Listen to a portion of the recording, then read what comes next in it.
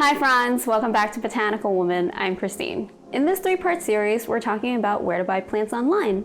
And in this video, we'll be looking at the safest places to buy plants online together. If you like this video, please give us a thumbs up and subscribe if you'd like to grow along with us. Now let's get into it. I think it's safer to go with a bigger name. As much as I love supporting independent businesses, as far as like unless like, you've had really positive experiences and this person has had really positive reviews, I just wouldn't go buy a plant off an individual, just, anywhere. So I would highly recommend places like Steve's Leaves. Let's see, here we go. Yeah, so they have a really big selection. Plants do sell out pretty quickly. I just bought 2 plants from Steve's Leaves for the very first time. Packaging was amazing. There was no complaints. It was just what you expect a online buying plant experience to be. You place the order, they send you an email confirmation, they send you tracking, no questions asked. It shows up when it says it will because they're just using USPS priority mail most of the time. And yeah, it was painless and it was awesome. So I want you to have a very positive experience buying plants online, so I highly recommend Steve's Leaves. The other place that I've had a positive experience with is Josh's Frog. Oh, well, we'll go to, Josh's Frog is not as well known because they're mostly known for terrarium stuff, but they do have a lot of plants, but also house plants. They have house plants, they have plants for people and plants for pets. So I think it's a trustworthy site. Like I told you, I did have issues with them before, but they were great about it. So I recommend them. I have never personally bought from Gabriella Plants, but based on other, just seeing on Instagram and on Facebook, people have had really positive experiences with Sean as well. So I highly recommend them. And Logi's.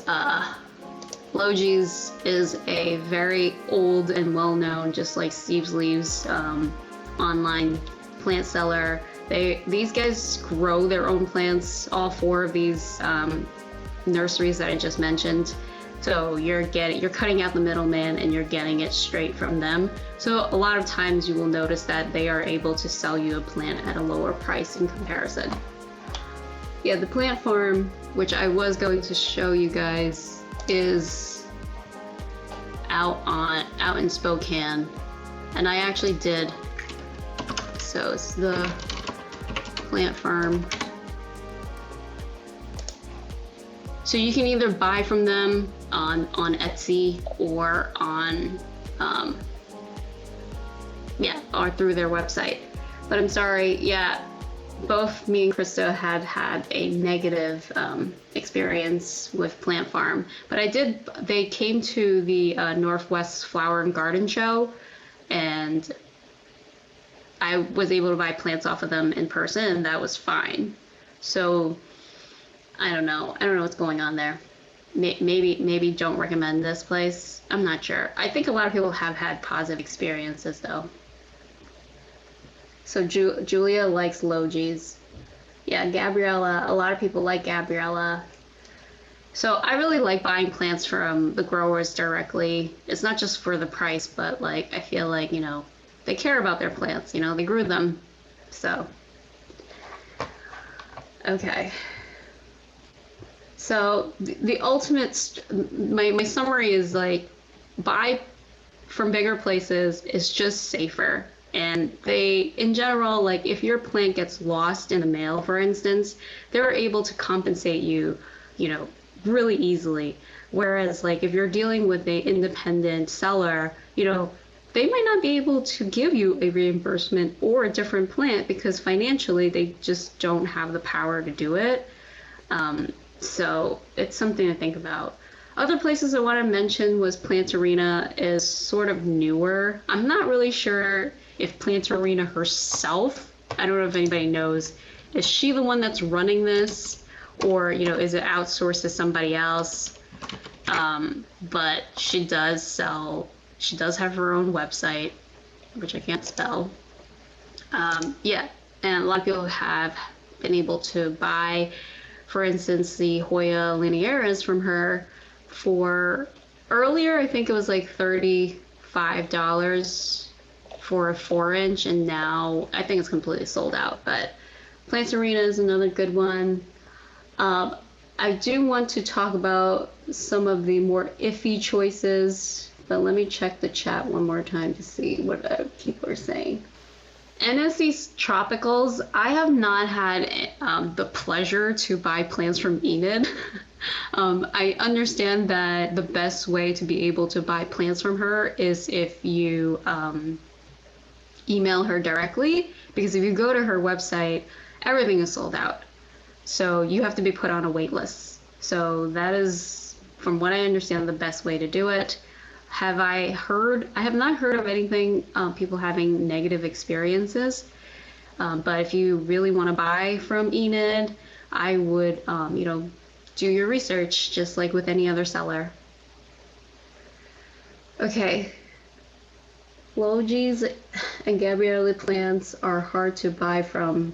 Either they don't have it in stock or it's a mad rush. Yeah, so Anna is saying it's, really challenging to get, it's becoming very competitive to buy plants. And this is probably true in no matter which platform, whether it's Facebook or Instagram or, Logis. I think with Logis and Steve's Leaves, Logis and Steve Leaves, is actually best to put down your email, and then you'll get an email notification, and you have to have super fast internet to buy the plant.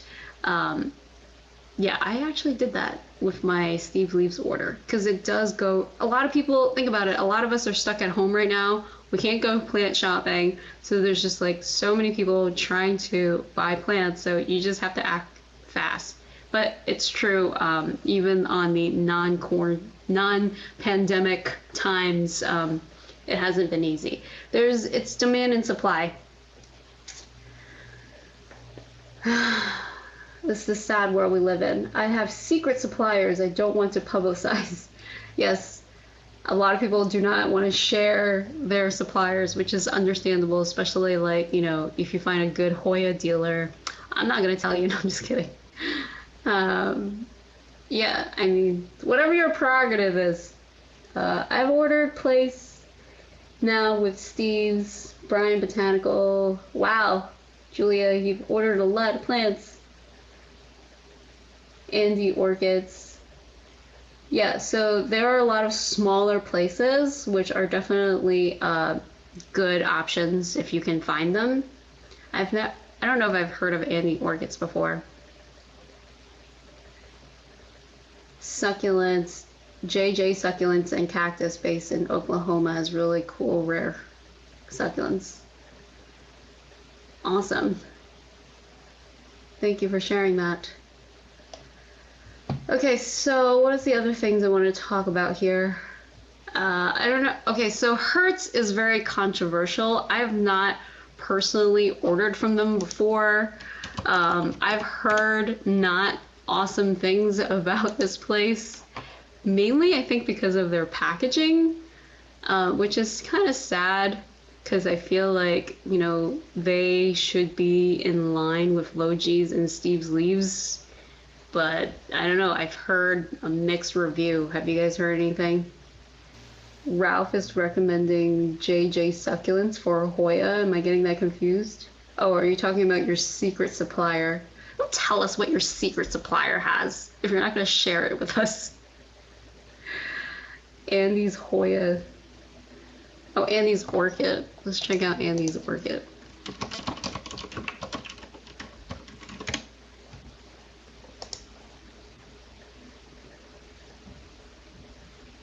Yeah, so I was also going to talk about like some specialized, I guess growers. So like, obviously Andy specializes in orchids.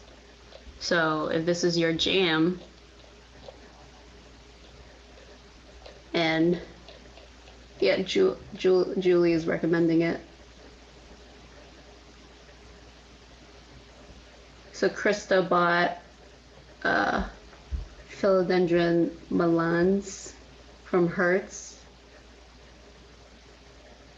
Oh, Mikens. Yeah. I love it since you've... Okay, yeah. Yeah, so some people have had positive experiences with Hertz. I don't know. I'm kind of on the board with them, but you don't know until you try, I guess. Oh, you can't find any on the site. Okay, Julie. Okay, so Hertz is one of those. I don't know if anybody heard of... I don't know why I just did that. Okay. You guys heard of, and this has a really funny name, the Plant Whore and Farmer Joe out in Florida. They seem to have really good prices. I've never bought from them before, but I have come across a lot of reviews and people seem to be pretty happy with it. So here's another one to check out. They also, I believe, grow their own plants. They're located in Florida. And I'm going to talk about one last one. The last one is Taylor Greenhouses, which you may or may not have seen my massive unboxing for them. They also grow their own plants. They mainly sell starter plants. So it usually comes in a 3-inch by 2-inch plastic nursery pot. And overall, I would say their plants are really, really healthy. Most of them are still alive.